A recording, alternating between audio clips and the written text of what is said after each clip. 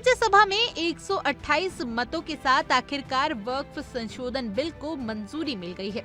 इस संशोधन के पास होने के साथ सरकार ने दावा किया है कि इसके कारण देश के गरीब मुसलमानों के साथ ही इस समुदाय की महिलाओं की स्थिति में सुधार लाने में काफी मदद मिलेगी। संशोधन पर 13 घंटे से अधिक हुई चर्चा का जवाब देते हुए अल्पसंख्यक मामलों के मंत्री किरण रिजिजू ने कहा कि साल 2006 में 4.9 लाख वक्फ संपत्ति देश में थी और इसमें कुल आय मात्र 163 करोड़ रुपए थी। वहीं साल 2013 में बदलाव करने के बाद भी आय महज 3 करोड़ रुपए बढ़ी।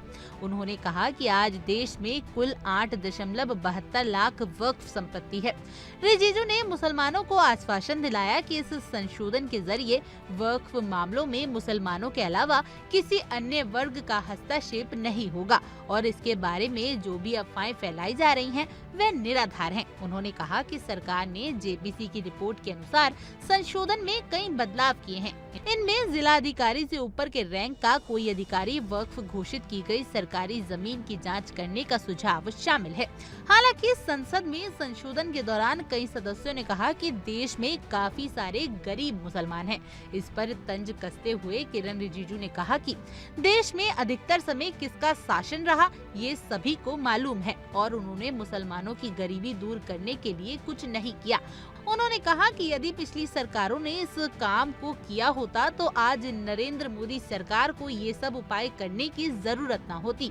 बता दें कि केंद्रीय वक्फ परिषद में अब 22 सदस्य होंगे।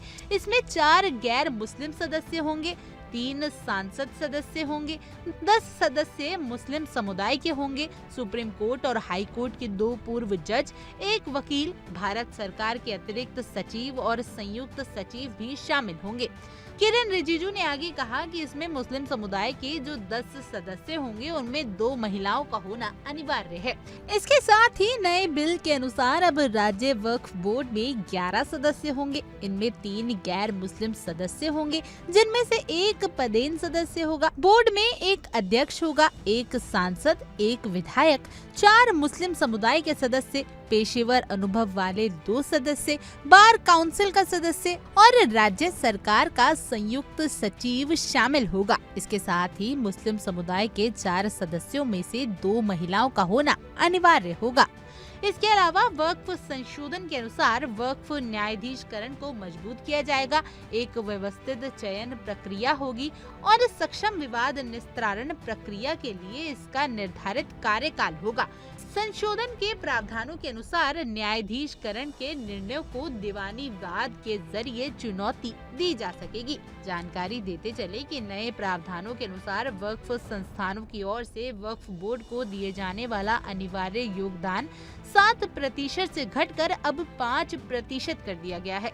1 लाख से अधिक आय वाले वक्फ संस्थानों को राज्य प्रायोजित आंकलन कराना होगा।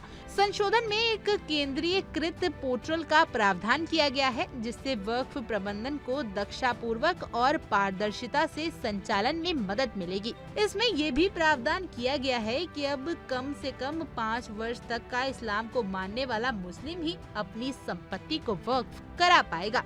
संशोधन में ये भी प्रावधान है कि संपत्ति को वक्फ को घोषित करने से पहले महिलाओं को उनकी विरासत दे दी जाएगी और इसमें विधवा, तलाकशुदा महिलाएं और अनाथ बच्चों के लिए विशेष प्रावधान किया गया है। इसमें प्रस्ताव किया गया है कि जिला अधिकारी से ऊपर के रैंक का कोई अधिकारी वक्फ घोषित की गई सरकारी जमीन की जांच करेगा। Bureau report, India daily.